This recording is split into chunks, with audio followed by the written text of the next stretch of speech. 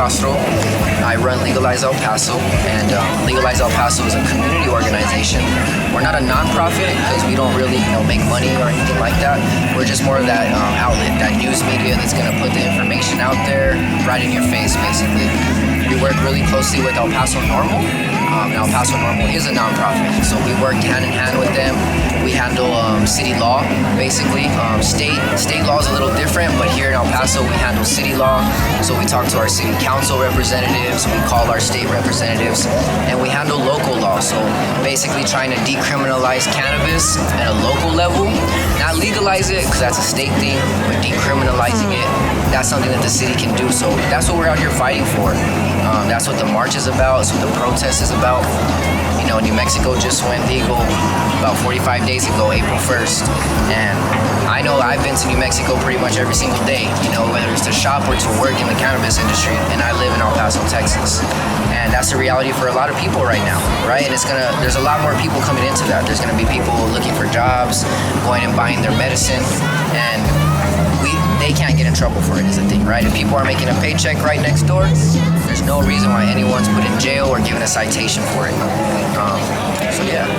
Awesome. I guess my next question is, you mentioned that you go basically every other Tuesday, right, to these city council meetings, and you've been going for a while. What have you seen? Like, has the conversation changed? Like, what kind of have you seen? For city council, we go every other Tuesday. Basically, they hold the city council meeting every 2 weeks. They give the public a chance to speak on things, and for the past 2 years, we've been going and speaking on cannabis legalization, cannabis decriminalization, cannabis medicine, whatever you want to think, or whatever the fight against cannabis is, we've brought it up, whether it's medicine, whether it's recreational rights, or just plain freedom and stop arresting, right? The talk has been, we've had a lot of representatives that stay quiet in the measure. They do reach out once in a while, but there's no further action than that. There's not enough pressure on them to actually do something, right?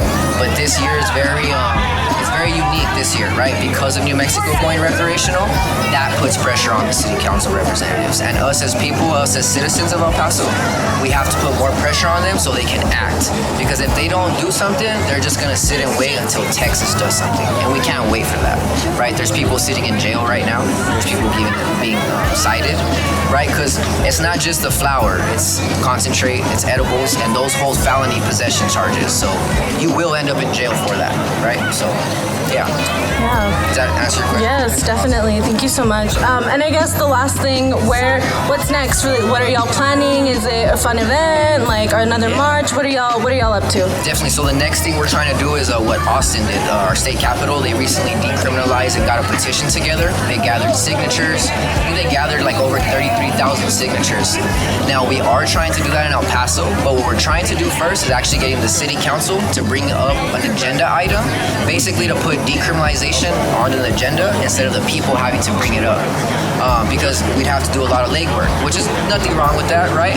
But when we can have the city council representatives bring it up a little bit easier than us having to go out and do that legwork, that's what change really happens. So our next event's gonna be something like this, where we're gonna have a petition drive more than likely, or we're gonna have our city council, we're gonna have a bunch of people calling our city council representatives. But we really don't have a time when that's gonna start. So yeah. Okay. Awesome. Is there anything else that you would like to say, or just no? So I appreciate you coming out and doing this. Because of course. And you study and you know about that group of people in whatever was their old country, their trials, their problems, their tribulations, their frustrations, in some cases persecutions.